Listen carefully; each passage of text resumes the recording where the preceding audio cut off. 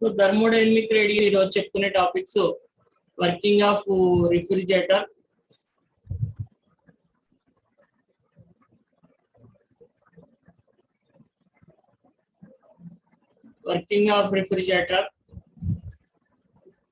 అలాగే దాంతో పాటు effects of chlorofluorocarbons on ozone layer, అలాగే properties of sufficient of low temperature physics. ఇవన్నీ 5 మార్క్స్ క్వశ్చన్స్ అండి. దీంతో మనకి యూనిట్ కంప్లీట్ అయిపోతుంది. సో రిఫ్రిజిరేటర్ పెద్దగానే ఉంటుంది, కానీ మనం డయాగ్రామ్ వేసి షార్ట్ లో రాసుకోవాల్సి ఉంటుంది. సో రిఫ్రిజిరేటర్ అంటే ఏంటి, లేకపోతే లో టెంపరేచర్ ఫిజిక్స్, లో టెంపరేచర్ ఏ విధంగా ప్రొడ్యూస్ చేయొచ్చు, production of low temperature by refrigerators ద్వారా మనం లో టెంపరేచర్ ని పొందొచ్చు. ఏ మెషిన్ యూజ్డ్ ఫర్ ప్రొడ్యూసింగ్ లో temperature below it's surroundings maintain an enclosure. ఒక ఎన్క్లోజర్ ఉన్నది ఇలాగా, ఆ ఎన్క్లోజర్ లో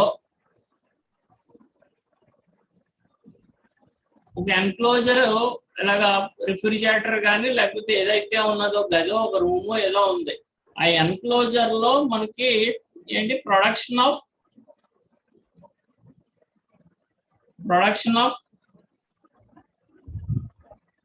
లో టెంపరేచర్ ని ప్రొడక్షన్ చేస్తున్నాం.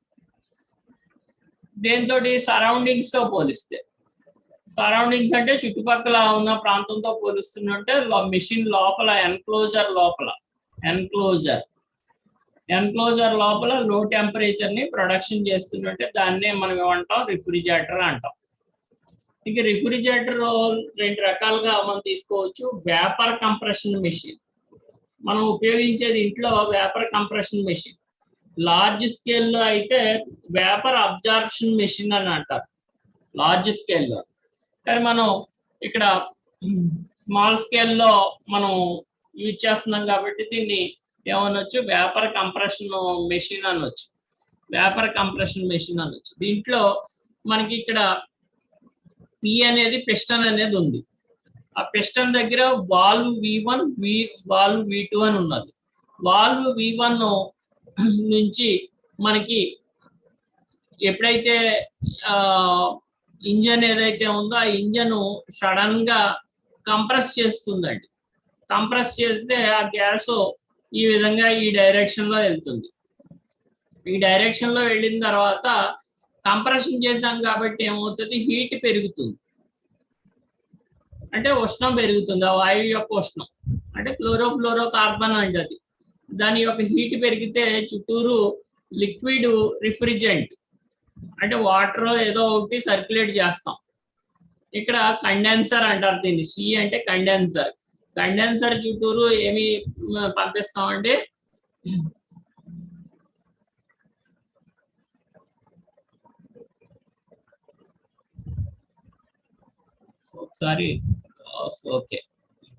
కండెన్సర్ లో మనకి చుట్టూరు ఏం పంపిస్తాం, వాటర్ పంపిస్తాం. వాటర్ ఏం చేస్తుంది, ఇక్కడ అబ్జర్వ్ చేసుకుంటుంది. వాటర్ ఇందులో ఉన్న హీట్ ని అబ్జర్వ్ చేసుకున్న తర్వాత హై ప్రెషర్ తోటి కూల్ అయ్యింది ఇలా వెళ్తా ఉంటారు. ఇక్కడ వాల్వ్ వి అనేది ఉన్నది. ఈ వాల్వ్ వి హై ప్రెషర్ నుంచి లో ప్రెషర్ వైపుకి వెళ్ళేటప్పుడు మరింత కూల్ అయ్యి ఇక్కడికి వస్తుంది. ఇక్కడికి వచ్చిన తర్వాత హై ప్రెషర్ నుంచి లో ప్రెషర్కి వస్తే మనం ఆల్రెడీ జౌల్ కెల్విన్ ఎఫెక్ట్ లను వాటిలోని చెప్పుకున్నాం. ఏమవుతుంది, కూల్ అయిపోతుందండి. ఎవాపరేట్ అయ్యి అంటే దాని యొక్క ప్రెషర్ బాగా తగ్గిపోవడంతో ఎవాపరేట్ అయిపోవడం అంటే అర్థం ఏంటంటే లిక్విడ్ దేని కింద మారిపోతుంది, గ్యాస్ కింద మారిపోతుంది. గ్యాస్ కింద లో ప్రెషర్ లో లిక్విడ్ గ్యాస్ కింద మారినప్పుడు దాని యొక్క టెంపరేచర్ అనేది -డిగ్రీస్ లోకి వెళ్ళిపోతుంది. -°C లోకి వెళ్ళిపోవడంతో ఇక్కడ ఇదంతా కూడా చాలా కూల్ అయిపోతుంది. ఈ ఏరియా ఏదైతే ఉన్నదో ఇదంతా కూడా మనం ఎక్కడ ఉంచుతామండి, ఫ్రిడ్జ్ లోపల ఐస్ బాక్స్ కింద లేకపోతే ఈ గోడలకి వెనకాల ఈ గోడలకి ఉంచుతామండి. వెనకాల ఉన్నది ఇది కండెన్సర్, రిఫ్రిజిరేటర్ బ్యాక్ సైడ్ ఉన్న డెమో ఇది. ఐస్ బాక్స్ కింద లేకపోతే ఇలాంటిది మాత్రం ఇక్కడ ఎవాపరేషన్ కాయిల్ అనేది ఐస్ బాక్స్ కింద లేకపోతే గోడలకి వాటికి ఉండేది ఇదిమాట. సో ఇక్కడ ఇది ఏమవుతుంది, చాలా గ్యాస్ అంతా చాలా -డిగ్రీస్ లో ఉంటది కాబట్టి ఆ లోపల ఉంచే పదార్థాలు ఏవైతే ఉన్నాయో, అంటే ఐస్ క్రీమో లేకపోతే మిగతా ఏవైతే ఉన్నాయో ఆ పదార్థాలన్నీ కూడా ఏమవుతాయి, వాటి నుంచి హీట్ ని అబ్జర్వ్ చేస్తుంది. హీట్ ని అబ్జర్వ్ చేయడంతో కొద్దిసేపటికి దీని యొక్క టెంపరేచర్ అనేది పెరుగుతుంది. టెంపరేచర్ ఇంక్రీజ్ అయితే అప్పుడు అది మళ్ళీ ఆ గ్యాస్ ఎలా వెళ్తుంది. ఇలా వెళ్ళిన తర్వాత ఈ వాల్వ్ V2 ఓపెన్ అవుతుంది. ఓపెన్ అయిన తర్వాత ఈ చాంబర్ లోకి వెళ్తుంది. ఈ చాంబర్ ఏంటి అంటే మన రిఫ్రిజిరేటర్ బ్యాక్ సైడ్ ఒక సిలిండర్ లా ఉంటుంది. ఆ సిలిండర్ లా ఉన్నదే ఇది మాట. ఒక చిన్న ట్యాంక్ లా ఉంటుందండి. ఆ ట్యాంకే ఇది ఇక్కడ ఉపయోగించేది. ఆ ట్యాంక్ మళ్ళీ అది సడన్ గా కంప్రెస్ అవుతుంది. కంప్రెస్ అయితే ఆ గ్యాస్ మళ్ళీ ఈ విధంగా లోపలికి వెళుతుంది. లోపలికి వెళ్ళిన తర్వాత ఈ కండెన్సర్ కాయిల్ హీట్ ఎక్కుతుంది. అంటే ఆ గ్యాస్ హీట్ ఎక్కడం వల్ల కండెన్సర్ కాయిల్ చుట్టూరు మనం లిక్విడ్ రిఫ్రిజిరేటర్ అనేది పెడతాం. కూల్ అవుతుంది. ఆ కూల్ అయిన తర్వాత అది తీసుకొచ్చి హై ప్రెషర్ లో కూల్ లిక్విడ్ ఈ వాల్వ్ లోంచి వెళ్ళినప్పుడు ఏమవుతుంది, గ్యాస్ కింద మారుతుంది. లో ప్రెషర్ వైపుకి వెళ్ళినప్పుడు ఇక్కడ లో ప్రెషర్ ఉండటం వల్ల ఏమవుతుంది, ఆ గ్యాస్ ఎవాపరేట్ అవుతుంది. ఆ గ్యాస్ ఎవాపరేట్ అయ్యి, అంటే లిక్విడ్ గ్యాస్ కింద మారి ఎవాపరేట్ అయ్యి దాని యొక్క టెంపరేచర్ బాగా -డిగ్రీస్ లోకి వెళుతుంది. వెళ్ళిన తర్వాత ఆ లోపల థర్మోస్టాట్ అనేది ఉంటుంది. థర్మోస్టాట్ ఏంటి అంటే కొద్దిసేపటికి మెయింటెనెన్స్, మనం టెంపరేచర్ మెయింటెనెన్స్ పెట్టాం. సపోజ్ ఒక -27 డిగ్రీస్ లేకపోతే ఒక 10 డిగ్రీస్ పెట్టాం. సో అంతవరకు ఉంటే ఆగిపోతుందండి వర్క్. ఒక్కసారిగా మనం ఫ్రిడ్జ్ డోర్ తీసి మనం కొన్ని పదార్థాలు పెట్టడము, లేకపోతే వేడిగా ఉంది ఎండాకాలం చల్లగా గాలి వస్తుంది అని చెప్పి అక్కడ నిల్చున్నాం అనుకోండి, అప్పుడు ఏమవుతుందంటే ఈ ఎవాపరేషన్ కాయిల్ లో ఉన్న గ్యాస్ ఏం చేస్తుంది, హీట్ ని అబ్జర్వ్ చేసుకుంటుంది. హీట్ అబ్జర్వ్ చేసుకుని మళ్ళీ ఏమైపోతుంది, ఆ గ్యాస్ మళ్ళీ ఈ సిలిండర్ లోకి వెళ్ళిపోతుంది. సెక్షన్ ఓపెన్ అవుతుంది, సిలిండర్ లోకి వెళ్ళిపోతుంది. సిలిండర్ లోకి వెళ్ళగానే మళ్ళీ ఒక్కసారిగా సడన్ కంప్రెషన్, మనం డోర్లు వేస్తున్నప్పుడు సడన్ గా టక్ మన సౌండ్ వస్తూ ఉంటుంది. ఆ సౌండ్ ఏంటి అంటే ఒక్కసారిగా సడన్ గా కంప్రెషన్ అవుతుంది అన్నమాట. అప్పటి వరకు కూలింగ్ సరిపోయింది. మనం ఎప్పుడైతే డోర్ తీసి ఏదో కొత్త పదార్థాన్ని లోపల పెట్టాము, మనం పెట్టగానే ఏమవుతుంది అంటే దాని నుంచి ఎవాపరేషన్ కాయిల్ హీట్ ని అబ్జర్వ్ చేసుకుంటుంది. హీట్ ని అబ్జర్వ్ చేసుకోగానే అది ఏమవుతుంది, ఆ ఎవాపరేషన్ కాయిల్ లో ఉన్న గ్యాస్ అనేది సక్షన్ పైప్ ద్వారా మళ్ళీ సిలిండర్ లోకి వెళ్ళిపోతుంది. సో ఇది ప్రాసెస్ అండి రిఫ్రిజిరేటర్ లో. మనం గుర్తుపెట్టుకోవాల్సింది ఏంటి అంటే పంప్ అనేది సడన్ గా మెషిన్ ద్వారా మనం ఈ పంప్ ని సడన్ కంప్రెషన్ చేస్తాం. సడన్ కంప్రెషన్ చేసినప్పుడు మనకి ఏం జరుగుతుంది, సడన్ కంప్రెషన్ చేసినప్పుడు వాల్వ్ V1 ఓపెన్ అవుతుంది. ఓపెన్ అయినప్పుడు ఆ లిక్విడ్ అనేది ఇలా వెళ్తుంది. వెళ్ళినప్పుడు ఇక్కడ కంప్రెషన్ వలన ఏమవుతుంది, దాని యొక్క హీట్ పెరుగుతుంది. ఆ హీట్ ని ఈ లిక్విడ్ రిఫ్రిజిరెంట్ చుట్టూరు ఉన్న వాటర్ లేకపోతే లిక్విడ్ రిఫ్రిజిరెంట్ ఏదైతే ఉందో అది అబ్జర్వ్ చేసుకుంటుంది. అబ్జర్వ్ చేసుకున్న తర్వాత హై ప్రెషర్ ఉన్న లిక్విడ్ ఈ వాల్వ్ ద్వారా లో ప్రెషర్ ఉన్న ఎవాపరేషన్ దాంట్లోకి వస్తున్నప్పుడు ఏమవుతుంది అంటే దాని యొక్క టెంపరేచర్ బాగా తగ్గుతుంది. ప్రెషర్ తక్కువ అయినప్పుడు ఆ లిక్విడ్ ఏమైపోతుంది, ఎవాపరేట్ అవుతుంది, అంటే గ్యాస్ కింద మారిపోతుంది. గ్యాస్ కింద మారిపోయినప్పుడు మరింత కూలింగ్ అనేది ఎఫెక్ట్ బయటకు వస్తుంది. సో ఆ కూలింగ్ ఎఫెక్ట్ ని మనం ఏం చేస్తున్నాము, రిఫ్రిజిరేటర్ లోపల ఐస్ బాక్సులు కింద లేకపోతే గోడల పక్కన మనం సర్క్యులేట్ చేస్తాం. సర్క్యులేట్ చేస్తే ఆ లోపల ఏదైతే పదార్థాన్ని పెట్టామో దాని నుంచి హీట్ ని అబ్జర్వ్ చేసుకుంటూ ఉంటుంది ఈ అనే కాయిల్. అబ్జర్వ్ చేసుకున్న తర్వాత అది ఏమవుతుంది, ఆ లిక్విడ్ కింద మారిపోయి కొంత హీట్ కింద హాట్ గ్యాస్ కింద తయారవుతుంది. ఆ గ్యాస్ మళ్ళీ మన ఈ సిలిండర్ లోకి చేరుతుంది. సో ఇక్కడ ఇదంతా డిస్క్రిప్షన్. వేపర్ కంప్రెషన్ మెషిన్ అంటారు రిఫ్రిజిరేటర్ ని. రిఫ్రిజిరేటర్ కంప్రెస్డ్ బై పంప్ తోటి ఎలక్ట్రిక్ మోటార్ తోటి కంప్రెస్ చేస్తాం. సో 2 వాల్వ్స్ ఉంటాయి, V1 V2 అనేవి. మీకు బాటమ్ లో పంపు P అనేది ఉంటుంది, అదంతా చెప్పామండి. వాల్వ్ V2 లో ప్రెషర్ వేపర్ అనేది వాల్వ్ V2 లో ఉంటుంది. అంటే మనకి రైట్ సైడ్ మనం వాల్వ్ V2 ఉన్నది. సో మనకి ఎవాపరేషన్ వైపు వాల్వ్ V2 ఉంది. వాల్వ్ V1 ఎటువైపు ఉన్నదండి? కండెన్సర్ వైపు ఉన్నది. So when piston of the pump P moves upward, పైకి వెళ్ళింది అనుకోండి. piston of the pump P moves upward, పైకి వెళ్ళింది అనుకోండి. The pressure of the cylinder falls, pressure ఏమవుతుంది? తగ్గుతుంది. ప్రెషర్ తగ్గితే evaporation, pressure in the evaporation, the valve V2 opens. V2 ఏమవుతుంది? ఓపెన్ అవుతుంది. V2 అంటే ఏంటో మర్చిపోతారు, అది చూడండి, ఇది V2 ఓపెన్ అవుతుంది. పైకి వెళ్తే పిస్టన్ పైకి వెళ్తే V2 ఓపెన్ అవుతుంది, లోపలికి ఎంటర్ అవుతుంది. అది దాని మీనింగ్ అన్నమాట. So opens while V1 remains closed. V1 ఎలా ఉంటుంది? క్లోజ్ గా ఉంటుంది. The low pressure vapour is sucked into cylinder. లో ప్రెషర్ వేపర్ అనేది లోపలికి అబ్జర్వ్ చేసుకుంటుంది. లో ప్రెషర్ తో ఈ విధంగా ఎవాపరేషన్ లోంచి ఈ సిలిండర్ లోకి వచ్చేస్తుంది.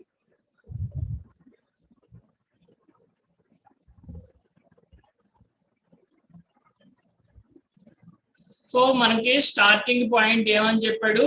ఈ పిస్టన్ కనుక పైకి వెళ్తే ఈ ఎవాపరేషన్ లో ఉన్న low pressure the valve V2 open అయ్యి సిలిండర్ లోకి వస్తుంది అని చెప్పాడు. అక్కడ స్టార్టింగ్ చెప్పింది ఇదంతా. When piston pump P moves upward, పైకి వెళ్తే the pressure of the cylinder falls below, pressure తగ్గుతుంది. ప్రెషర్ తగ్గితే ఎవాపరేషన్ లోంచి V2 ఓపెన్ అవుతుంది. V2 ఓపెన్ అయ్యి V1 మాత్రం క్లోజ్ లో ఉంటుంది. లో ప్రెషర్ లో ఉన్న వేపర్ అనేది సిలిండర్ లోకి సక్ అవుతుంది. నెక్స్ట్ తర్వాత వెన్ పిస్టన్ పుష్ డౌన్, కిందకి వచ్చింది అనుకోండి, అప్పుడు ఏమవుతుంది? Vapour of the cylinder down, piston down అయింది అనుకోండి, vapour of the cylinder increase అవుతుంది. ఇంక్రీజ్ అయితే వాల్వ్ V1 ఏమవుతుంది? ఓపెన్ అవుతుంది. V2 ఏమవుతుంది? క్లోజ్ అవుతుంది. అప్పుడు వేపర్ హై ప్రెషర్ లో ఉంటుంది, కండెన్సర్ కాయిల్ లోకి వెళ్తుంది. డయాగ్రామ్ లో చూడండి, ఇక్కడ డౌన్వర్డ్స్ వచ్చింది అనుకోండి, ఇది పిస్టన్, అప్పుడు ఏమవుతుంది? V2 ఓపెన్ అవుతుంది. ఓపెన్ అయ్యి ఏమవుతుంది? గ్యాస్ అనేది హై ప్రెషర్ లో కండెన్సర్ లోకి ఎంటర్ అవుతుంది. అదే కండెన్సర్ లోకి ఎంటర్ అవుతుంది అని చెప్పాం.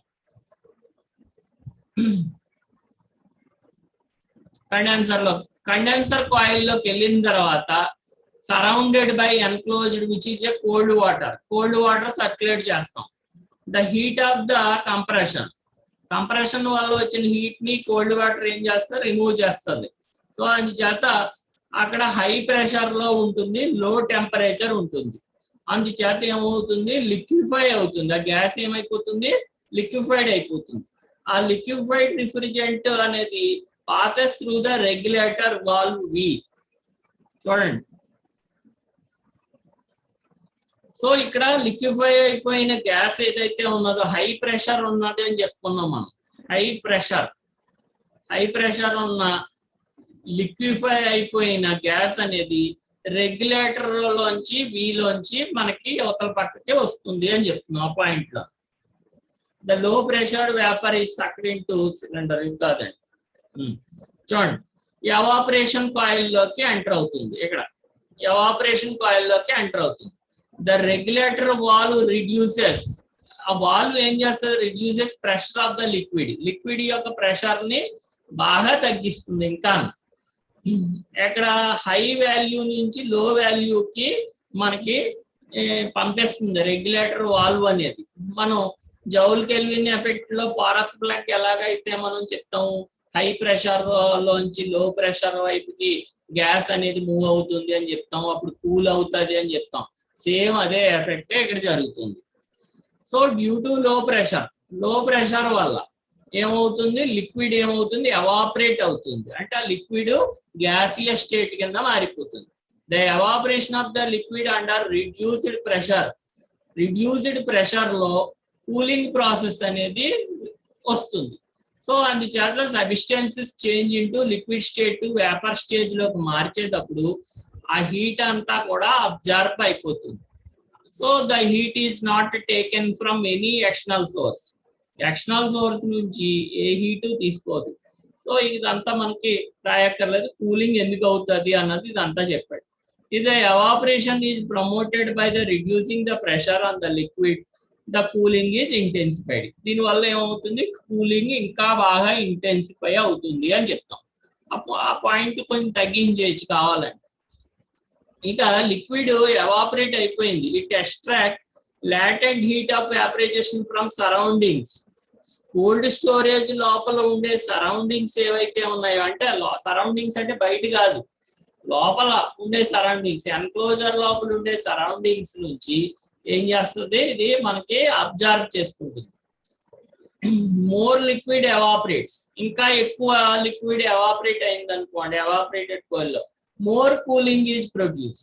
అంటే మనం ఇంకా కూలింగ్ పెంచాలని మనం ట్రై చేస్తూ ఉంటాం.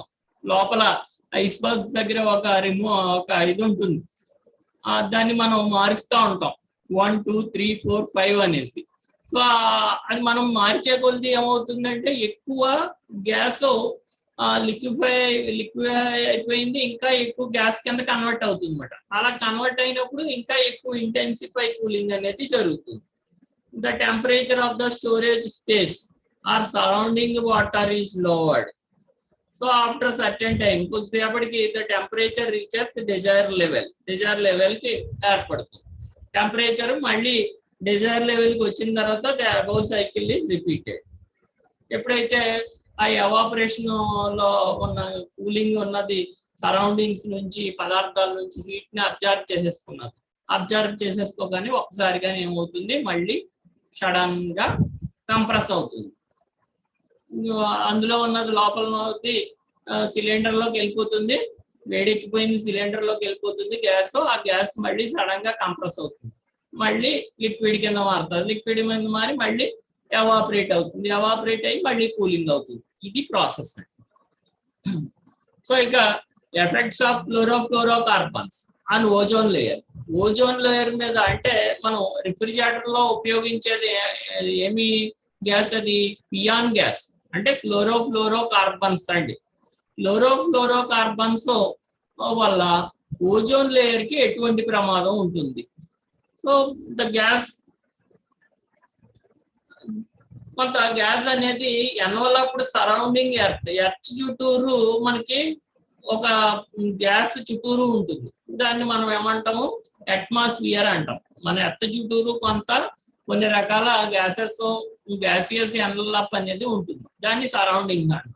దాని అట్మాస్ఫియర్ లో ఏమేమి గ్యాసెస్ ఉంటాయి ప్రైమరీగాను, N2, O2, CO2, H2O3, O2O, oxygen ఉంటుంది, అలాగే H2 హైడ్రోజన్ ఉంటుంది, ఓజోన్ ఉంటుంది, కార్బన్ డైఆక్సైడ్ ఉంటుంది, ఆక్సిజన్ ఉంటుంది, నైట్రోజన్ ఉంటుంది.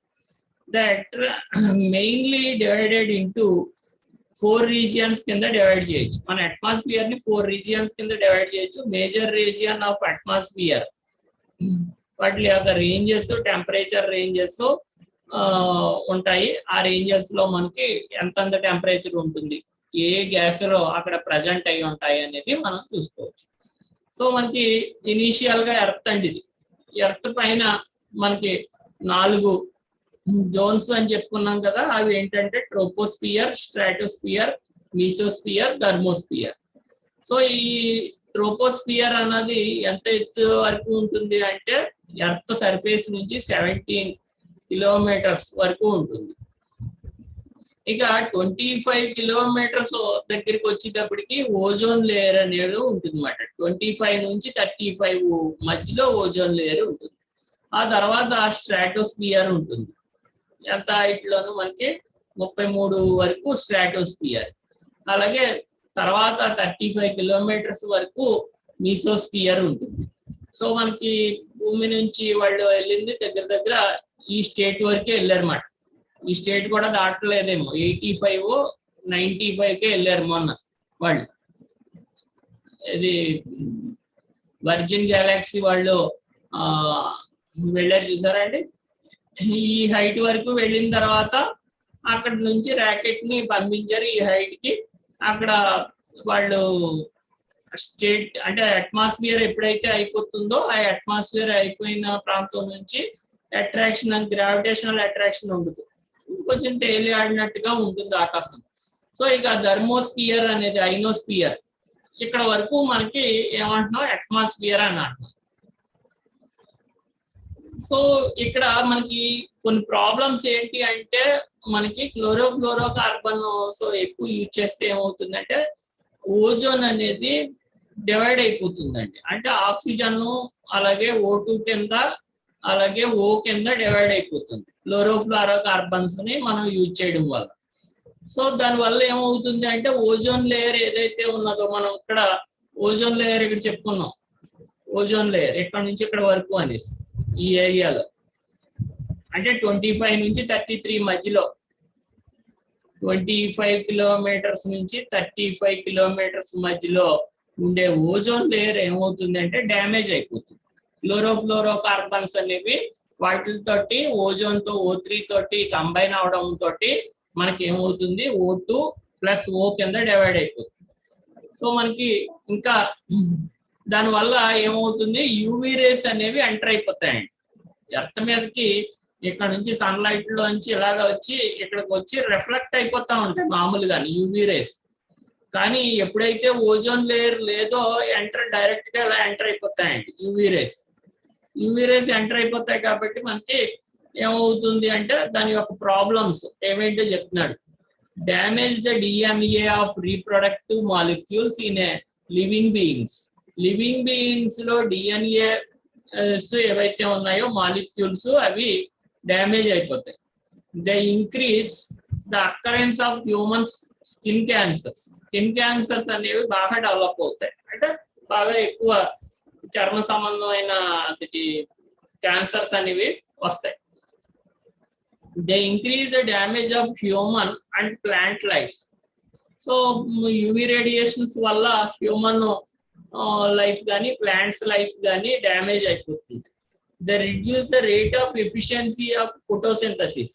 ఫోటోసింథసిస్ అనేది తగ్గిపోతుంది. యూవీ రేస్ లైట్ లో యూవీ రేస్ ఉన్నాయనుకోండి, సో దాంతో ఏమవుతుంది అంటే మొక్కలు ఫోటోసింథసిస్ ద్వారా అవి ఫుడ్ ని తయారు చేసుకుంటాయి కదా, ఇది తగ్గిపోతుంది. సో దాంతో ఏమవుతుంది అంటే చెట్లన్నీ చచ్చిపోతే మాక్సిమం దాని ఎఫెక్ట్ అనేది మనుషుల మీద కూడా ఎక్కువ ఉంటుంది. అలాగే they effect global climate. Global climate మీద కదా, అంటే టెంపరేచర్స్ ఇంక్రీజ్ అవుతాయి. Increase the global warming. Global warming పెరగడం తోటి అంటే సగటున ఉష్ణోగ్రత ఏదైతే ఉందో అది పెరిగింది అనుకోండి, సో అప్పుడు మనకి హిమాలయాలు లేకపోతే ఇంకా పోల్స్ దగ్గర ఉండే ఏదైతే కోల్డ్ పార్ట్ ఏదైతే ఉన్నదో అదంతా కూడా ఏమవుతుంది కరిగిపోతుంది. కరిగిపోవడం తోటి చాలా ఒళ్ళు సింక్ అయిపోతాయి. ఇక ఇవి మనకి అదొక 5 మార్క్స్ వచ్చినండి. ఇది ఈ డిఫరెంట్ రీజియన్స్ ఆఫ్ అట్మాస్ఫియర్, అలాగే దాంతో పాటు మనకి యూవీ రేడియేషన్ వల్ల ఉండే ప్రాబ్లమ్స్ ఏవైతే ఉన్నాయో. ఇక ఇంకో 5 మార్క్స్ ఏంటంటే application of substances at low temperatures. Low temperatures లో సబ్స్టెన్సెస్ ఏ విధంగా బిహేవ్ చేస్తాయి, వాటిని మనం ఎలా ఉపయోగించుకున్నాం, అప్లికేషన్స్ ఎలా. సపోజ్ టెంపరేచర్ బిలో 90K ఉందనుకోండి, chemical reactions ceases to takes place, ఆగిపోతాయండి. So these temperatures animals and vegetable matters can be preserved without petrification అని అంటున్నాం. అంటే మనం వెజిటేబుల్స్ కానీ కొన్ని ఏవైతే ఉన్నాయో అవి మనం స్టోర్ చేద్దాం అనుకున్నాం అనుకోండి, అంటే ఎక్కువ కాలం ఉంచాలనుకోండి, అప్పుడు మనం ఈ టెంపరేచర్ బిలో 90K తీసుకుని వచ్చాం అనుకోండి, అప్పుడు కెమికల్ రియాక్షన్స్ జరగవు. అంటే బ్యాక్టీరియల్ ఫంక్షన్స్ అవన్నీ జరిగి పాడైపోవడం, స్టేల్ అయిపోవడం అలాంటివి జరగవన్నమాట. సో అందుకని మనం వాటిని చక్కగా కూల్ చేసి ఉంచి వాటిని పాడవకుండా ఉండడానికి మనం టెంపరేచర్ ని లో టెంపరేచర్ ని ఉపయోగించుకోవచ్చు. Certain material like cotton, wool ఇలాంటి ఫ్లోరిసెన్స్ ఉంటుందండి. Expose to temperature of liquid air some times. So liquid air కానీ, లిక్విఫైన్ అయిన ఎయిర్ కానీ, కాటన్ కానీ, అలాగే వూల్ కానీ, ఇవి కనుక లో టెంపరేచర్ లో మనకి దాని మీద లైట్ కనుక పడ్డదనుకోండి మెరుస్తాయండి. ఫ్లోరిసెన్స్ అంటే ఎల్లో కలర్ లోను సంథింగ్ మెరుస్తాయి. దూది కానీ, వూల్ కానీ, లిక్విఫైడ్ అయిన ఎయిర్ కానీ మనకి మెరవడం అనేది జరుగుతుంది. So the temperature below 83K, 83K కన్నా ఇంకా తగ్గించాం అనుకోండి, losses elasticity, attain plasticity state. Suppose temperature తక్కువ ఉన్న దాన్ని మనం రబ్బర్ బ్యాండ్ మీద ఉంచాం అనుకోండి, అప్పుడు మనం దాన్ని సాగదీసాం అనుకోండి, 2 ముక్కల కింద ఎక్కువవుతుంది. అంటే ఎలాస్టిసిటీ అనేది పోయి ప్లాస్టిసిటీ అనేది వచ్చేస్తుంది అన్నమాట టెంపరేచర్ కనుక తగ్గిస్తే. The substances like rubber, glass become extremely brittle those temperatures. ఆ టెంపరేచర్స్ దగ్గర మనకి ఏమైపోతాయి, గ్లాసెస్ కానీ రబ్బర్ కానీ ఏమైతే బ్రిటిల్ అయిపోతాయి, అంటే విరిగిపోతాయి అన్నమాట టెంపరేచర్ తగ్గించేస్తారు. Rubber cooled to such low temperature break into pieces like a cork when hammered. So మనం దాన్ని తక్కువ టెంపరేచర్ కి తగ్గించి మనం చిన్న చిన్న పీసెస్ కింద మనం రబ్బర్స్ ని అట్లని చేయొచ్చు. నెక్స్ట్ తర్వాత ఫర్ ఆల్ సబ్స్టెన్సెస్, ఇంకా అన్ని సబ్స్టెన్సెస్ లోను మనకి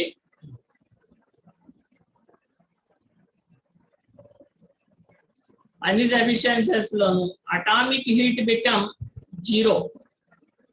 అటామిక్ హీట్ అనేది 0 as absolute temperature is reached. అంటే అబ్సల్యూట్ టెంపరేచర్ దగ్గర అటామిక్ హీట్ ఏమైపోతుంది, వాటి యొక్క అటామిక్ హీట్ 0 అయిపోతుంది. అంటే అవి వాటిలో ఏదైనా ఒక సబ్స్టెన్స్ లో ఆటమ్స్ అనేవి వైబ్రేట్ అవుతూ ఉంటాయి, ముందుకి వెనక్కి వైబ్రేట్ అవుతూ ఉంటాయి.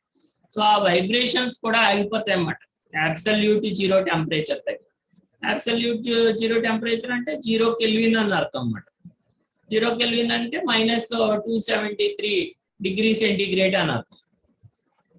ఈ -273 డిగ్రీ సెంటీగ్రేడ్ దగ్గర అబ్సల్యూట్ టెంపరేచర్ దగ్గర అటామిక్ హీట్ అనేది 0 అయిపోతుంది. అంటే దాని యొక్క ఏ ఆటమ్స్ ముందుకి వెనక్కి కూడా కదలవన్నమాట. Elements like oxygen are not paramagnetic. Oxygen అనేది జనరల్ గా పారామాగ్నెటిక్ కాదు. అంటే ఆక్సిజన్ చుట్టూరు ఇటుపక్క మ్యాగ్నెటిక్ ఫీల్డ్ పెట్టాం అనుకోండి, అదేదో దాంట్లో ఉండే ఆక్సిజన్ మాలిక్యూల్స్ అన్ని ఒక డైరెక్షన్ లో వచ్చేయడం అనేది ఏం జరగదు. పారామాగ్నెటిక్ కాదు నేచర్ గ్యాసియస్ స్టేట్ లో. When they converted into liquid కింద మార్చాం అనుకోండి లో టెంపరేచర్స్ లో, అప్పుడు దే బికమ్ పారామాగ్నెటిక్ కింద మారిపోతుంది అన్నమాట. అంటే సపోజ్ ఏ ఆక్సిజన్ ట్యాంకర్ వెళ్ళిపోతుంది అనుకోండి, దాని పక్కన మ్యాగ్నెట్ సంబంధించిన ట్యాంకర్ ఏదో అవుతుంది అనుకోండి, ఖచ్చితంగా అట్రాక్ట్ అయిపోతుందండి. ఆక్సిజన్ ట్యాంకర్ ఏమవుతుంది, బాల్తా పడిపోతుంది. సో అంటే అది చెప్తున్నాను, అలా అని కాదు. మ్యాక్సిమం ఏంటి అంటే ఆక్సిజన్ జనరల్ గా గ్యాసియస్ స్టేట్ లో అది పారామాగ్నెటిక్ కాదు, డయామాగ్నెటిక్. కానీ they are converted into liquid కింద కన్వర్ట్ చేసాం అనుకోండి లో టెంపరేచర్ లో, తక్కువ అల్ప ఉష్ణోగ్రతల వద్ద దాన్ని ద్రవం కింద మార్చేసాం అనుకోండి ఆక్సిజన్, అప్పుడు అది ఏ విధంగా మారిపోతుంది, పారాయస్కాంతం కింద మారిపోతుంది. సో అంటే పారాయస్కాంతం అంటే సపోజ్ అయస్కాంత క్షేత్రంలో ఉంచామంటే ఏమవుతుంది, దానిలోని అణువులన్నీ ఒక వైపుకి మారితే అది కూడా అయస్కాంతం కింద పనిచేస్తుంది. ఇక magnetic susceptibility of certain paramagnetic salts. ఇంకొన్ని పారామాగ్నెటిక్ సాల్ట్స్ యొక్క మ్యాగ్నెటిక్ ససెప్టబిలిటీ, కాపర్ సల్ఫేట్ ఉన్నది, కెమిస్ట్రీ వాళ్ళు యూజ్ చేస్తూ ఉంటారు. Vary universally as absolute temperature. In the region of low temperature.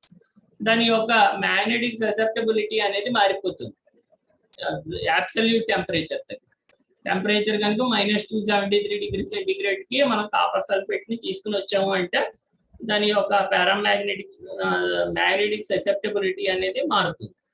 The entropy of the substance, entropy గురించి చెప్తున్నాం మనం ఎప్పుడో సెకండ్ యూనిట్ స్టార్టింగ్ లో మనం ఎంట్రోపీ గురించి చెప్పుకున్నాం.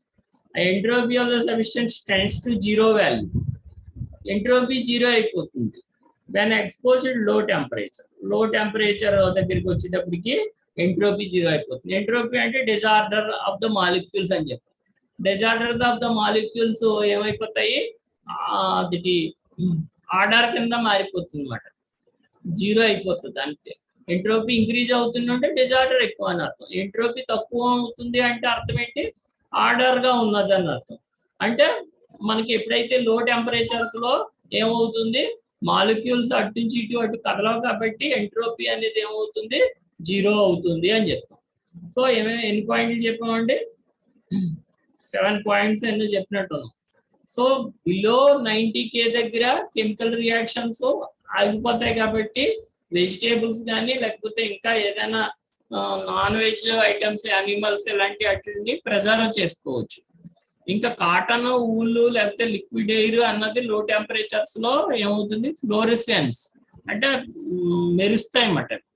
ఇక 83K కంటే తక్కువ ఉన్నప్పుడు ఎలాస్టిసిటీ కానీ తగ్గిపోతుంది, అంటే దాని యొక్క స్థితిస్థాపకత ధర్మం తగ్గిపోయి ప్లాస్టిసిటీ అనేది పెరుగుతుంది. సో రబ్బర్ కానీ గ్లాసెస్ లో కానీ అవి ఏమైపోతాయి, బ్రిటిల్ అయిపోతాయి, పెళుసుగా మారిపోతాయి అన్నమాట. రబ్బర్ ని కూల్ చేసి దాన్ని బ్రేక్ చేస్తూ ఉంటారు చిన్న చిన్న ముక్కల కింద. అలాగే 4th పాయింట్ లో మనం ఏమని చెప్తున్నాం, అబ్సల్యూట్ టెంపరేచర్ కంటే తక్కువగా తీసుకొస్తే అటామిక్ హీట్ అనేది దాంట్లో జీరో అయిపోతుంది. ఆక్సిజన్ జనరల్ గా పారామాగ్నెటిక్ మెటీరియల్ కాదు, కానీ దాన్ని లిక్విఫైడ్ చేస్తే లో టెంపరేచర్ లో పారామాగ్నెటిక్ గా మారిపోతుంది.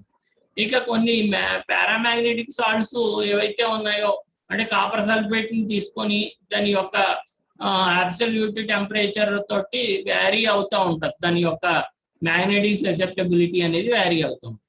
ఇక లో టెంపరేచర్స్ దగ్గర ఏమవుతుంది, ఎంట్రోపీ అనేది మనకి జీరో అవుతుంది. సో ఓవరాల్ గా ఇదండి, ఓవరాల్ గా మనం చెప్పుకున్న 3 టాపిక్స్ ఏంటి అంటే, ఒకటి రిఫ్రిజిరేటర్ చెప్పుకున్నాం. రిఫ్రిజిరేటర్ లో మనకి 2 ఉంటాయి, ఒకటి కండెన్సర్, ఇంకోటి ఎవాపరేటర్.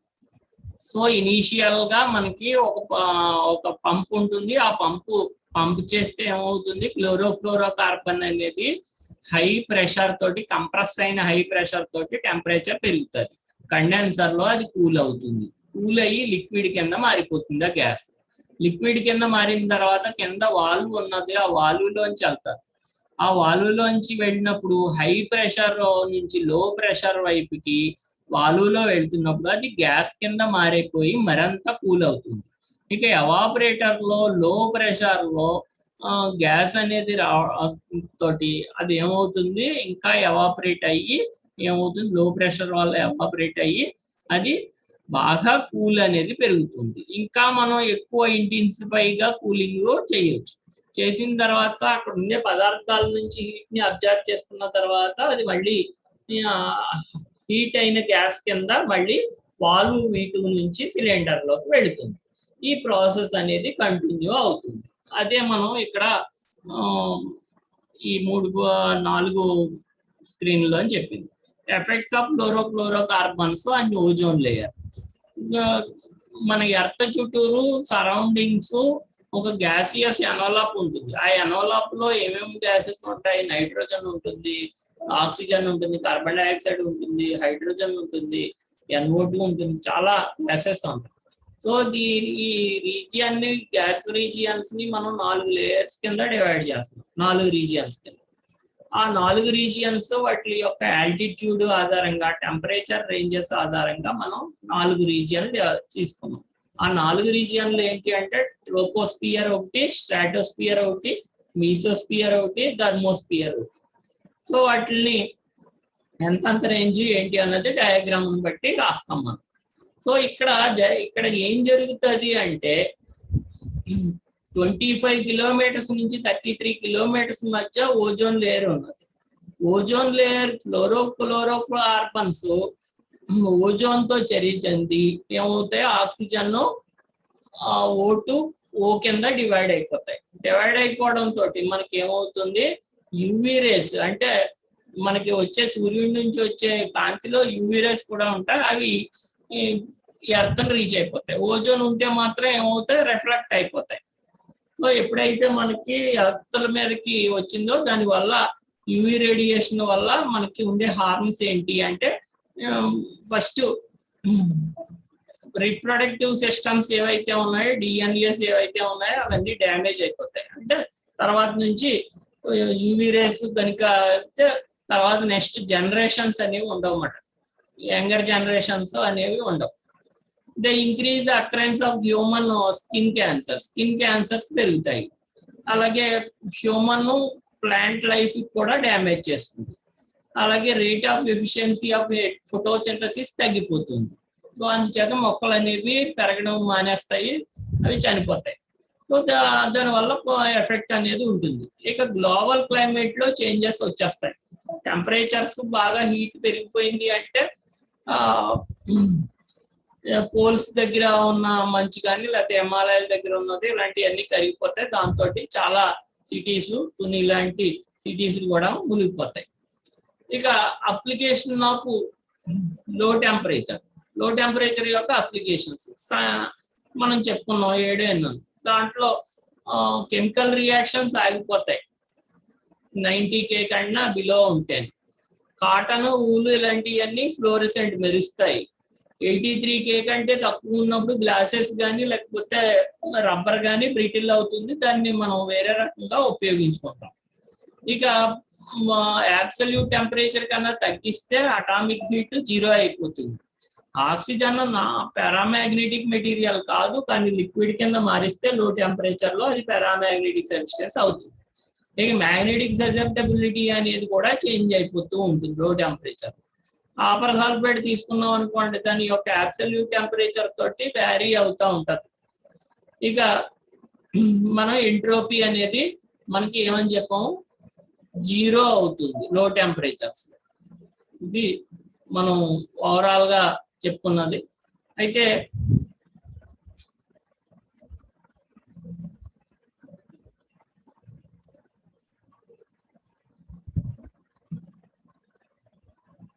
సబ్మిషన్ అయితే అసైన్మెంట్ సబ్మిషన్స్ ఇంకా చాలా మంది చేయలేదండి. చూడండి, ఈవేళ లాస్ట్ డేట్ ఉంది, ఈవేళ నిన్నటితోటే లాస్ట్ డేట్ అయిపోయినట్టున్నది.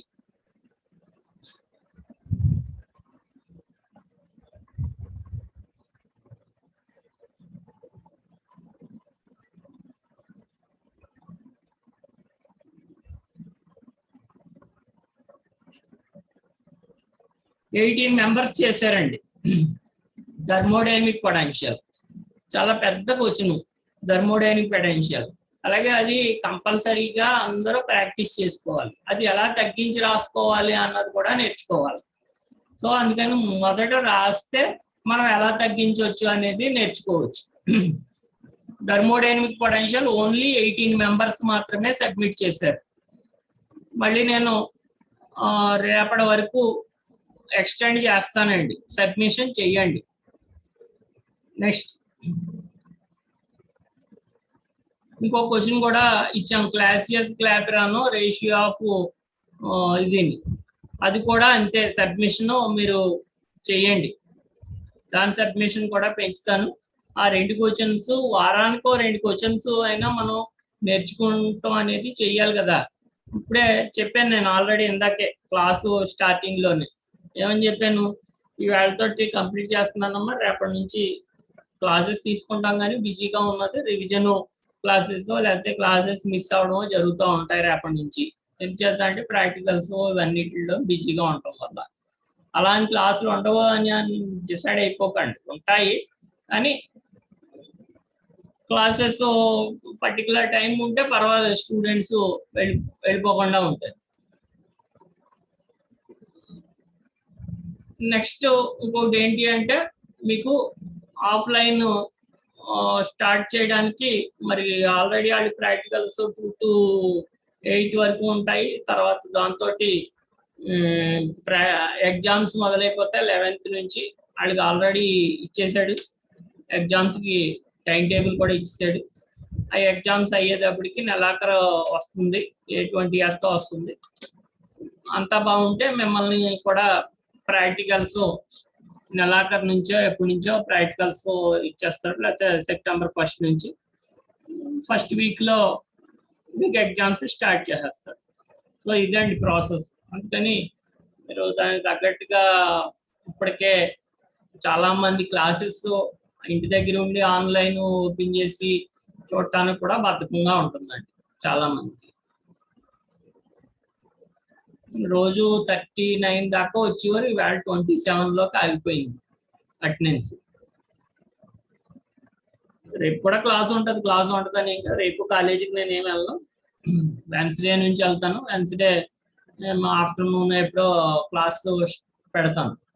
మార్నింగ్ వాడికి ఫస్ట్ ఇయర్ వాడికి తీసుకున్న ఆఫ్టర్నూన్ క్లాస్ ఉంటుంది. రేపు కూడా క్లాస్ ఉంటుంది. రేపు క్లాస్ ఉండదని అనుకోవద్దు. మధ్యలో ఏంటంటే క్లాసెస్ ఎక్కువ రివిజన్ క్లాసెస్ ఉంటాయండి కంపల్సరీగా. అంటే ఏవైతే క్రిటికల్ గా ఉన్నాయో అలాంటి వాటికి రివిజన్ క్లాసెస్ అవన్నీ పెడతా ఉంటాను. అలాగే అసైన్మెంట్స్ కానీ లేకపోతే మిగతా అన్ని కూడా 1 by 1 చూడొచ్చు. ఇప్పుడు దాకా మిస్ అయిపోయి క్లాసెస్ వినలేదు అన్న వాళ్ళు కూడా కొంచెం మీరు వినడానికి అవకాశం ఉన్నారు. ఓకే అండి, ఎండ్ చేస్తాను అయితే. 12:30 అవుతుంది.